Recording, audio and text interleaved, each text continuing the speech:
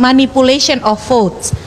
Itu adalah memanipulasi suara. Ini yang mengubah, lalu kemudian merekayasa, menggeser, menambah, mengurangi. Dan yang terakhir adalah manipulation of voters. Manipulation of voters ini bisa dengan intimidasi, bisa dengan politik uang, bisa dengan politik bansos. Kalau dalam bahasa kepemiluannya adalah pork barrel politics, politisasi sumber daya negara untuk insentif elektoral kekuasaan yang kebetulan mereka sedang berkuasa.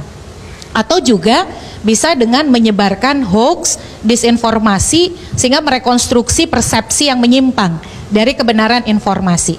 Kita mulai dulu dari yang tadi manipulation of rules ya.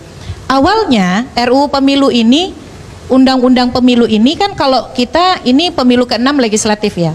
Ganti pemilu, ganti undang-undang. Karena kita ini negara yang sangat kompleks, banyak sekali persoalan teknikalitas. Dan undang-undang pemilu kita itu mengatur sangat detail.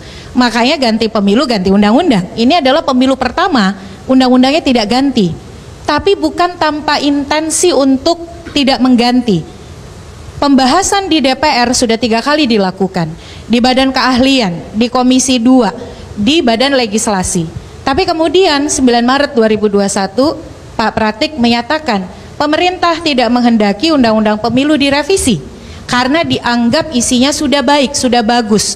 Kita lanjutkan saja keserentakan ini karena yang sudah baik itu kita praktikkan. Tapi ternyata apa? Berikutnya keluarlah Perpu dan diikuti apa yang terjadi dengan bukan hanya yudisialisasi politik, menarik hakim pengadilan untuk makin terlibat di dalam mengatur urusan pengaturan pemilu yang seharusnya itu kewenangan pembentuk undang-undang.